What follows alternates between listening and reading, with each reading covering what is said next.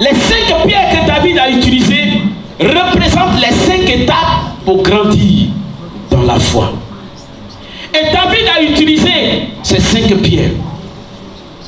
Vous allez voir que la première pierre que David va utiliser contre Goliath, le géant qui s'est présenté devant David, c'était la peur. Alléluia.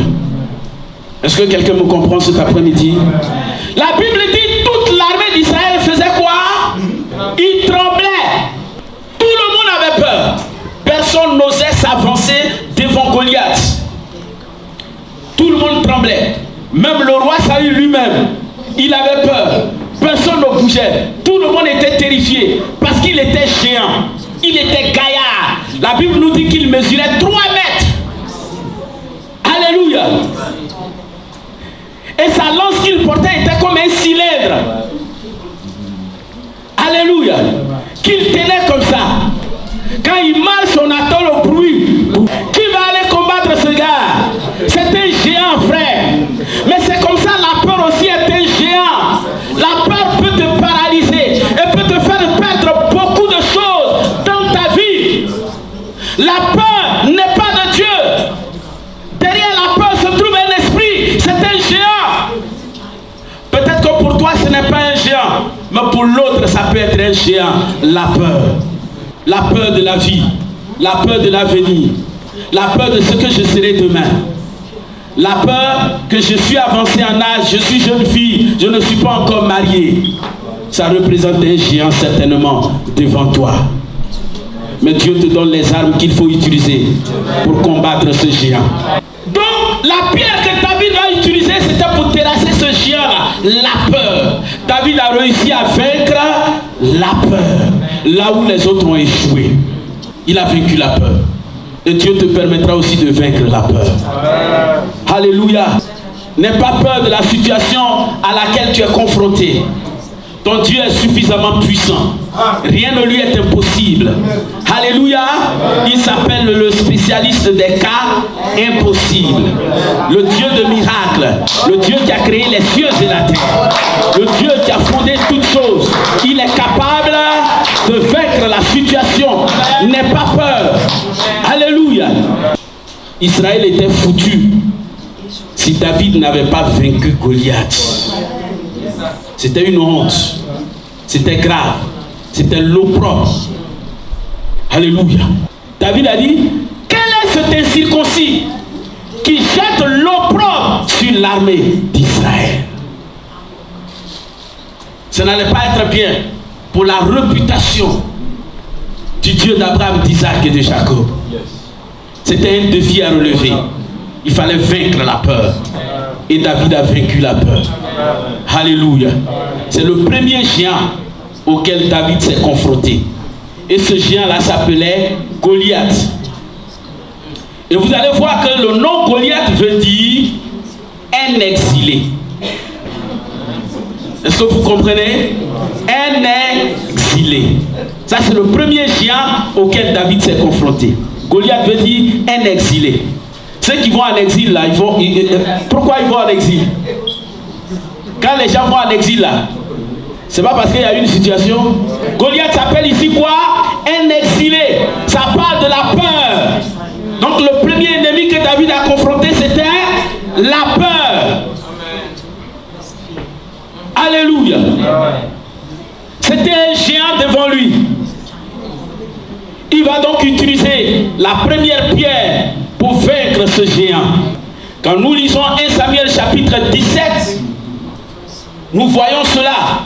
1 Samuel chapitre 17, le verset 4 à 51, nous voyons l'histoire où David s'est confronté à Goliath. Alléluia. Vous allez voir que par la suite, comme je vous le disais, David n'a pas utilisé une seule pierre, il a utilisé les 4 pierres. Ce n'est pas pour rien qu'il était allé ramasser 5 pierres dans le torrent. Et probablement ce torrent-là, parce que quand Saül a établi le camp de l'armée d'Israël, c'était à Élat, dans la vallée de Élat. Alléluia. Dans la vallée d'Élat. Donc certainement dans cette vallée passait un torrent.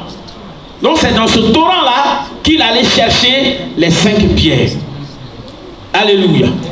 Nous allons lire 2 Samuel, chapitre 21, le verset 15 à 22.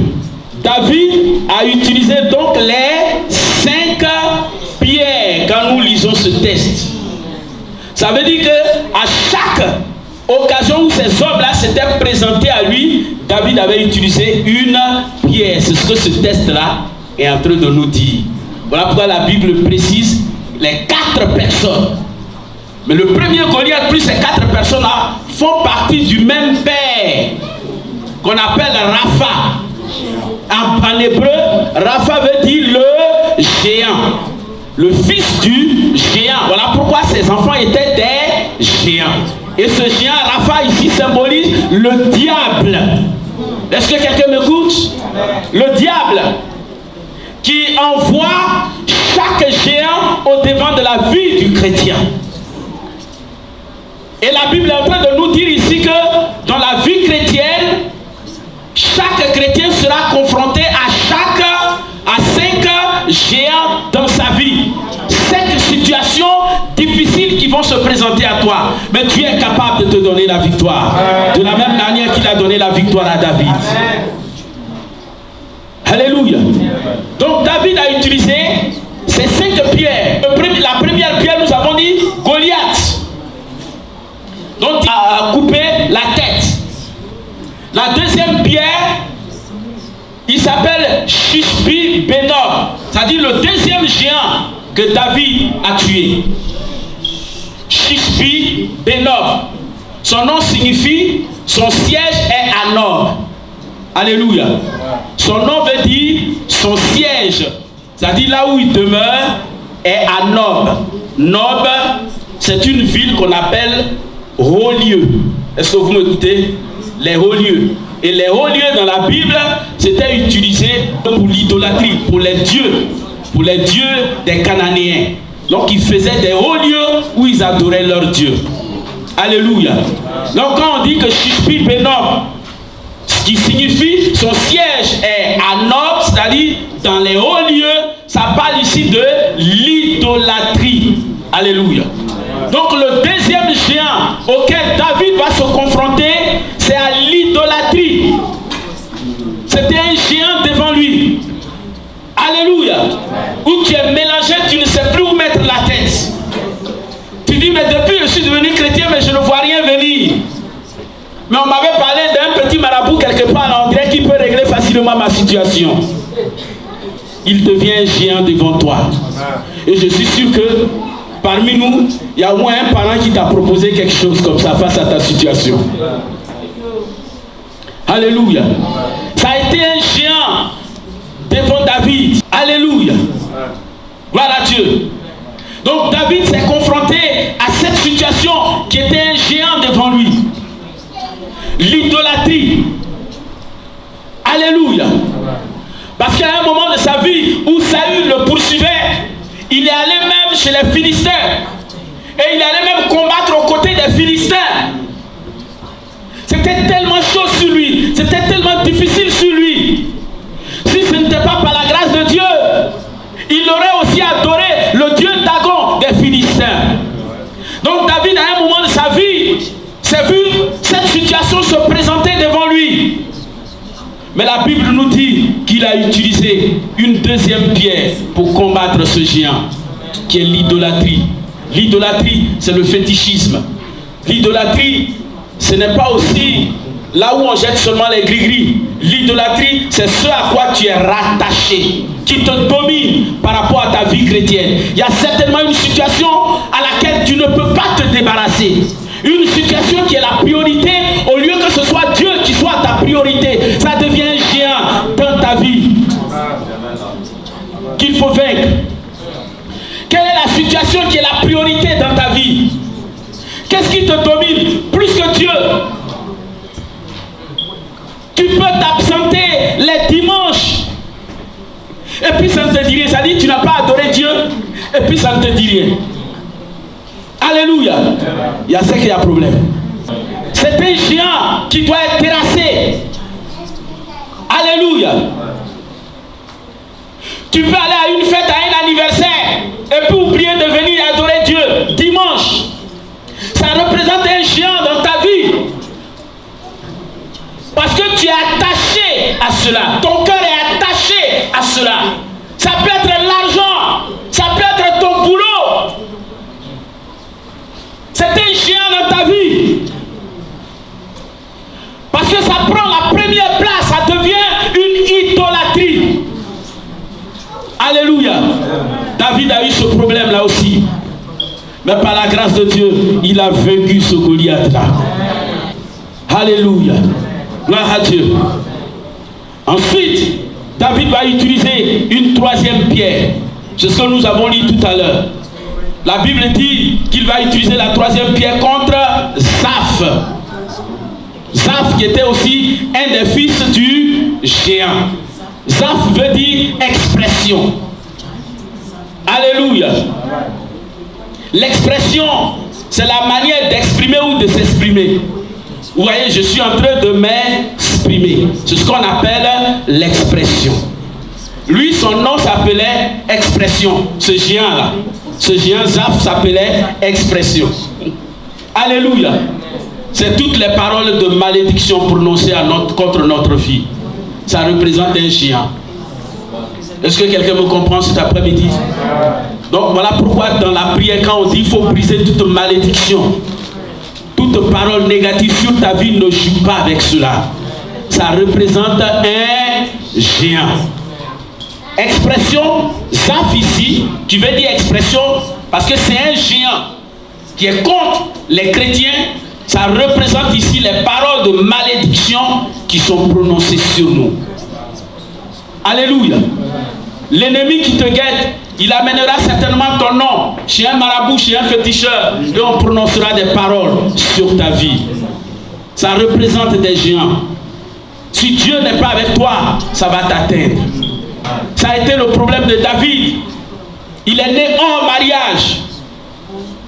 Certainement, il y a eu des paroles méchantes, négatives, prononcées sur sa vie. Ils sont mal nés. Parce que David lui-même le dit dans ses prières. Il dit, j'ai été conçu dans le péché. Comment il a su qu'il a été conçu dans le péché? C'est par rapport aux paroles que les gens autour de lui déclaraient. C'est comme ça que David a su qu'il a été conçu dans le péché. C'est-à-dire, hors mariage. Un enfant comme ça, on ne le considère pas. Toutes ces paroles-là, David les a entendues aussi. Ça a été prononcé sur sa vie. Est-ce que quelqu'un m'écoute? Est-ce que quelqu'un me suit? Alléluia. C'est ce qu'on appelle les paroles de malédiction. Voilà pourquoi la Bible nous dit, toute langue qui se lèvera contre toi, en justice, tu la fais quoi? Tu la condamneras. Ensuite, la quatrième pierre qu'il va utiliser, c'était contre Goliath le Gitti. Ce n'est pas le premier Goliath là. Ce Goliath là, c'était le frère du premier Goliath dont David a arraché la tête. Nous allons lire 1 Chronique 20, le verset 5. Donc le quatrième géant, c'est le frère du premier Goliath. Voilà pourquoi on l'appelle Goliath ici. Mais ma version dit Goliath le Gitti. Ou bien Lachmi. Son vrai nom c'est Lachmi. Mais c'est le frère du premier Goliath. Gloire à Dieu. C'était aussi un géant. Le frère du premier Goliath. Ça veut dire quoi? Le premier Goliath, nous avons dit que c'était la peur. Et la Bible nous dit ici que c'était le frère du premier Goliath. Et le frère de la peur, c'est ce qu'on appelle l'inquiétude. Qui est dans une inquiétude cet après-midi? Ce quatrième géant auquel David s'est confronté, c'était l'inquiétude. Tu es inquiet, tu es inquiet, tu es inquiet, tu es inquiet. Alléluia. C'est un géant au devant de toi. Mais Dieu veut vaincre ce géant-là avec toi. Alléluia. Il dit, ne vous inquiétez pas. L'inquiétude ici, pas de soucis. Tu n'as plus la paix, tu es stressé. Tu es inquiet par rapport à la situation, par rapport à la difficulté, par rapport à ce que tu veux faire, par rapport à ce que tu veux obtenir, par rapport à ton projet. Tu es inquiet. C'est un géant Alléluia. Les inquiétudes, ça tue. C'est ce qui amène le stress. Ça amène l'insomnie, le stress. Et puis ça envoie les maladies qu'on appelle les AVC. Alléluia. C'est un géant. David aussi a eu à lutter contre ce géant. L'inquiétude. Pour toi, certainement, ce n'est pas l'inquiétude. Et comme je l'ai dit tout à l'heure, les géants diffèrent par rapport à chaque personne. Là où la situation est pour moi un géant, ça peut ne pas être un géant pour toi. Alléluia. Parce qu'à chaque croyant, la situation diffère. Mais ce qui est sûr, dans notre marche chrétienne, il y aura 5 géants qui vont se présenter à nous. Mais de la même manière que David les a vaincus, nous ne sommes pas différents de David. Le même Dieu qui lui a permis de vaincre ces géants, ce même Dieu permettra que nous puissions vaincre les géants de notre vie. Si tu crois en cela, pousse un gros amen. J'ai dit, si tu crois en cela, pousse encore un gros amen. Tu vas vaincre ce géant là au nom de Jésus. Alléluia. Gloire à Dieu. L'inquiétude, c'était ça. Alléluia. L'inquiétude est frère à la peur. L'inquiétude est liée à la peur. Alléluia. Le frère de Goliath. L'inquiétude est liée à la peur, frère. Ne vous inquiétez pas. Et c'est ce que Jésus nous a dit. Ne vous souciez pas. Ne vous inquiétez pas de ce que vous allez avoir demain. Ne te soucie pas de ton projet. Ne te soucie pas de ta vie. Et ça, c'est un géant qui agit dans l'église de Christ aujourd'hui.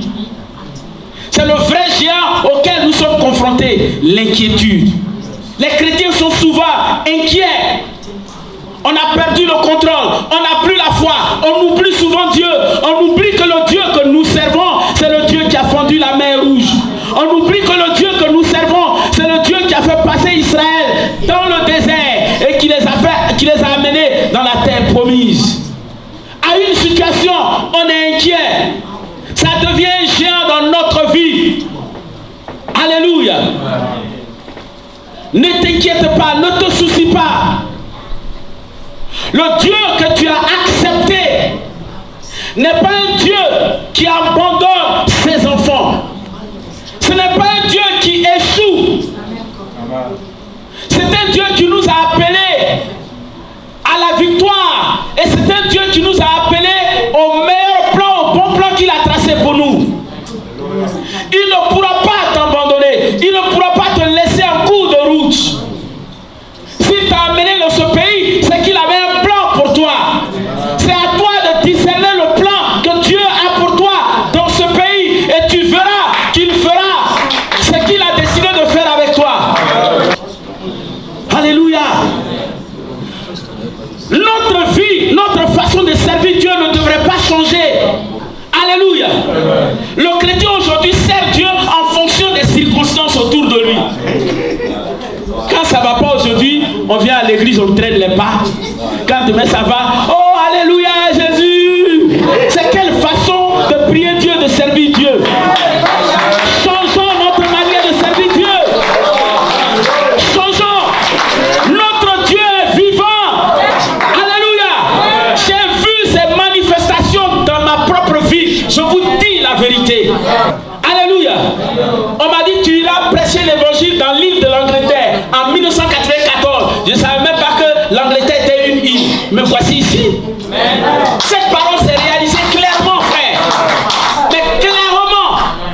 Je vous dis la vérité. Par une prophétie. Tes 10 livres là, il est capable de les multiplier. Ça ne coûte rien à Dieu. Je vous dis la vérité. Mettons-nous là où Dieu veut qu'on soit pour le servir. Et nous verrons sa faveur se manifester avec nous. Prenons conscience. Il est capable de le faire. Seulement mettons-nous là où nous devons nous mettre. Alléluia. Et il le fera.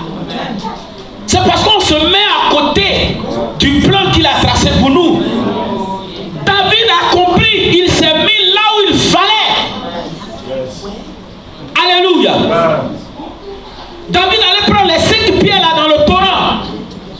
Je vous dis ça tout à l'heure. Il n'est pas allé les prendre quelque part ailleurs. C'est dans le torrent. Alléluia. Ne t'inquiète pas. Mets-toi là où Dieu veut que tu sois. Ton Dieu est capable. Rien ne lui est impossible. Il vit. Alléluia. J'ai l'habitude de dire que Jésus, ce n'est pas la lettre. Jésus, ce n'est pas la lettre. Jésus, c'est l'esprit, il vit. C'est une manifestation. C'est une vie en démonstration. Alléluia.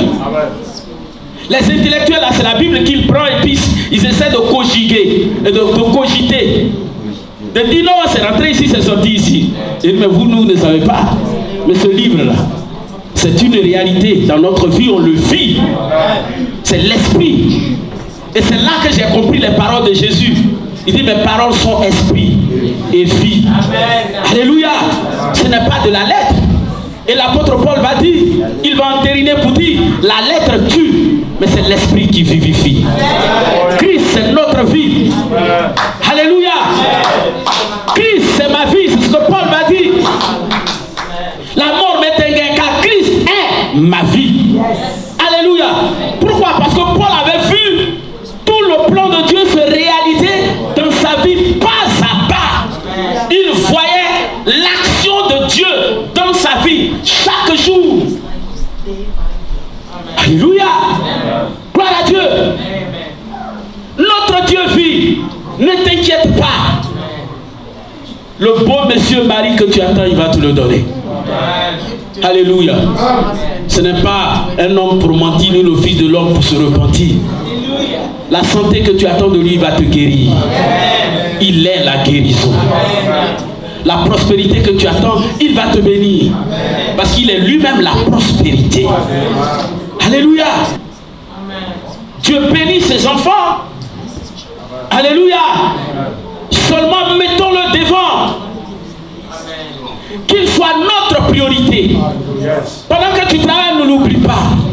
Pendant que tu es sur le champ de travail, tu dis, Seigneur, c'est avec toi que je travaille. Alléluia.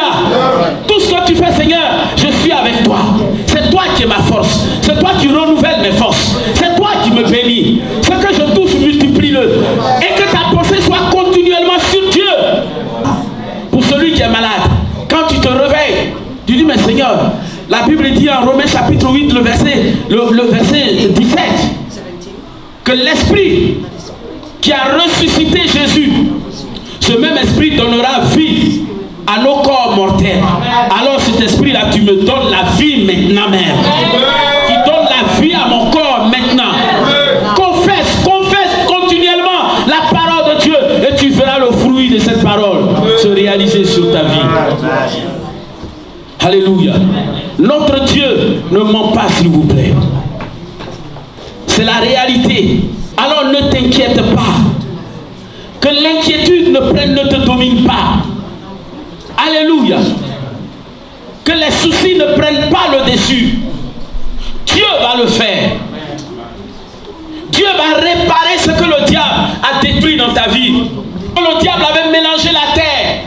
Mais l'Esprit de Dieu est venu pour recréer la terre. Et la terre, c'est toi et moi. La terre nous représente. Dieu est capable de recréer tout en toi. Toute cellule que le diable avait détruite. Dieu est capable de te guérir, de te restaurer, de te rétablir financièrement, matériellement, spirituellement, physiquement. Dieu est capable de te rétablir, de te restaurer. Alléluia. Et ma prière, c'est qu'il te restaure dans tous les domaines de ta vie. Alléluia. Alléluia. Donc c'est l'inquiétude, le frère de Goliath. L'inquiétude. Alléluia. Et le cinquième géant auquel David s'est confronté, on l'appelle dans ma version un homme belliqueux. Dans votre version, il est dit un homme qui avait 6 doigts. Il avait 6 doigts dans la main droite, 6 doigts dans la main gauche, 6 orteils dans le pied droit et 6 orteils dans le pied gauche. Le tout faisait 24. Un géant. Alléluia. Dans ma version, il est mis un homme belliqueux, ça représente la non-maîtrise de soi. Alléluia. Est-ce que quelqu'un me comprend? Quand je ne peux pas me maîtriser, c'est ce qu'on appelle, c'est un géant. Alléluia. Un homme belliqueux, c'est un homme qui aime provoquer, qui est rapidement emporté, qui est impulsif. Alléluia. Qui aime les histoires, qui aime parler, qui aime la guerre, qui est passionné de guerre. Alléluia. Alléluia. Très coléreux. Alléluia. C'est ce qu'on appelle l'homme belliqueux. Et le contraire de cet homme, c'est la maîtrise de soi. Alléluia. Donc celui qui ne se maîtrise pas, c'est ce qu'on appelle la non-maîtrise de soi. Alléluia. Gloire à Dieu. Et David, dans sa marche avec Dieu, s'est confronté à cela. Je vous ai dit ici que Saül est venu, Saül cherchait à le tuer. Et par 2 fois, Dieu va le tester. Dieu va faire en sorte que Saül soit dans une position de faiblesse où David pouvait le tuer. Mais qu'est-ce que David a fait? Il s'est maîtrisé. La Bible dit, il a eu le cœur qui a commencé à battre très fort. Et David s'est maîtrisé. Dit, loin de moi la pensée de toucher à loin de l'Éternel. C'est ce qu'on appelle la maîtrise de soi. Alléluia. Gloire à Dieu. Donc ce géant-là, la non-maîtrise de soi, s'est présenté à David. Ça veut dire qu'il a été tenté aussi à ce niveau. Alléluia. Gloire à Dieu. Mais David a vaincu cela. Il a surmonté cela. Alléluia. Gloire à Dieu. Donc David a utilisé les 5 pierres pour vaincre ces 5 géants. Alléluia. Je me posais la question, mais Seigneur, pourquoi il a pris 5 pierres alors qu'il devait utiliser seulement une seule pierre? Alléluia. Ça ne sonnait pas bien, ça ne sonnait pas normal. Alléluia. Donc par la suite, dans mes recherches, que je vais découvrir en fait que David a utilisé les 5 pierres qu'il avait ramassées dans le torrent. Et chrétien, ces 5 pierres, c'est la révélation de la parole, c'est la patience, c'est la maîtrise de soi, c'est la dépendance à Dieu et c'est l'humilité. Ces 5 pierres-là que Dieu a mis à notre disposition pour combattre chaque géant qui se présentera devant notre vie. À chaque situation correspond une pierre que nous devons utiliser. David a confronté ces situations et il a utilisé effectivement les 5 pierres que nous appelons les 5 étapes de la foi. Parce que c'est la foi qui est le moyen que le chrétien utilise pour combattre. Nous combattons avec la foi. Alléluia. Voilà pourquoi la foi, c'est la notion de force. La foi, c'est la notion de puissance. La foi, c'est la notion de combat. Sans la foi, tu ne peux pas combattre. C'est avec la foi qu'il faut combattre. Alléluia. Donc ces 5 étapes-là nous permettent de vaincre les géants que le diable amènera à chaque fois au devant de notre vie. Alléluia. Si tu n'avais pas encore la révélation de la parole de Dieu, commence à méditer la parole de Dieu. Si tu n'avais pas la patience, commence à prier Dieu pour qu'il te donne la patience. Moïse était un homme qui s'emportait vite. Il a vu un Égyptien qui maltraitait les Hébreux. Qu'est-ce qu'il a fait? Il allait tuer le gars. Une deuxième fois, il va sur le terrain des travaux. Il voit cette fois-ci deux Hébreux qui se battent. Il dit, ne faites pas ça, vous êtes des frères. Il y a un qui va dire, mais de la même manière que tu as tué l'Égyptien là, tu veux nous tuer aussi. Moïse a su que l'histoire là, tout le monde a entendu. C'est comme ça qu'il va fuir. Donc c'était un homme qui était impulsif. Dieu va le travailler pendant 40 ans dans le désert. Et la Bible nous dit, Moïse est l'homme le plus patient sur terre. Dieu peut le faire avec toi. Alléluia. Il est capable de le faire. Pourquoi?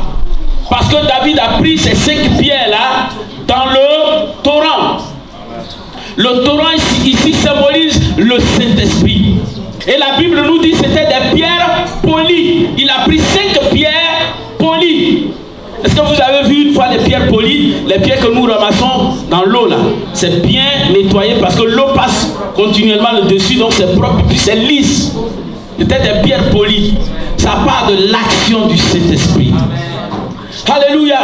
C'est le Saint-Esprit qui nous aide à arriver à ce niveau-là.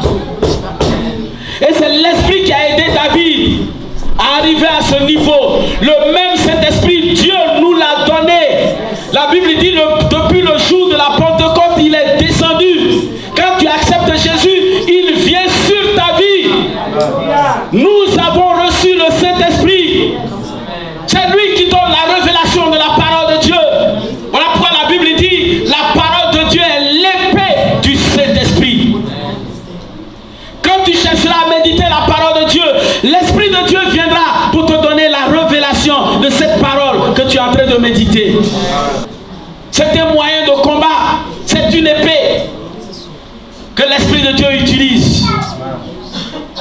C'est le Saint-Esprit qui met ces choses en nous. Il est avec nous. Tu as reçu le Saint-Esprit. Écoute-le. Quand tu pries, demande au Père de permettre à son esprit de te donner la révélation de sa parole, la connaissance de sa parole.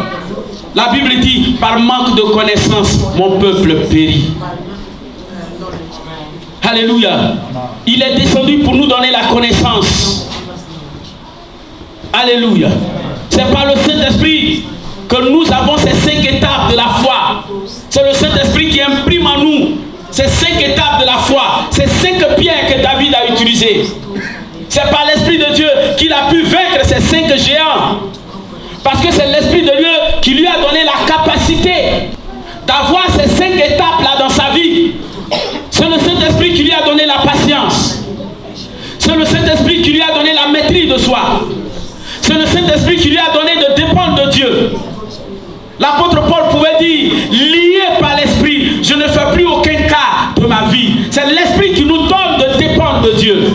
Il dit, lié par l'Esprit, je ne fais plus aucun cas de ma vie si elle m'était précieuse, pourvu que j'annonce l'évangile pour lequel Dieu m'a appelé. Alléluia. C'est l'Esprit de Dieu qui imprime en nous l'humilité. C'est l'Esprit de Dieu qui fait de nous des hommes et des femmes humbles. Nous devons marcher avec le Saint-Esprit. Nous devons parler avec le Saint-Esprit. Nous devons vivre avec le Saint-Esprit. Nous devons tout faire avec le Saint-Esprit. Nous devons laisser Dieu à nous remplir du Saint-Esprit. Nous devons vivre par le Saint-Esprit. Nous devons chercher le Saint-Esprit. Nous devons pleurer pour recevoir le Saint-Esprit. Chaque jour que Dieu fait, chrétien. Où est le Saint-Esprit? Où est l'Esprit de gloire? Où est l'Esprit d'autorité? Où est l'Esprit de Jésus dans notre vie? Qu'est-ce que l'Esprit de Dieu fait avec nous? Tout est mort, tout est éteint. Mais réveillons l'Esprit en nous, frère. L'Esprit de Dieu en nous est une lumière. Il dit, n'éteignez pas l'Esprit par lequel vous avez été scellés pour le jour de la rédemption. Nous ne nous rendons pas compte que nous avons la plus merveilleuse personne dans notre vie. Alléluia. Il est meilleur que ton mari. Il est meilleur que ta femme. Est-ce que quelqu'un me comprend? L'Esprit de Dieu est meilleur que ton mari. Il est meilleur que ta femme. Parce que ce qu'il te donne, ton mari ne sera jamais capable de te le donner. Ce qu'il te donne, ta femme ne sera jamais capable de te le donner. Il te donne la vie. Et c'est lui qui va te ressusciter au dernier jour. C'est lui qui a fait que ton nom est écrit dans le livre de vie. C'est la meilleure personne. C'est l'ami fidèle. Et lui, il ne trompe pas. Lui, il ne déçoit pas. Et il n'échoue jamais. C'est avec lui que nous devrons parler. C'est avec lui que nous devons marcher. C'est avec lui que nous devons vivre. David allait prendre les pierres dans le torrent, frère. Va vers le torrent. Il est temps que l'église retourne au torrent.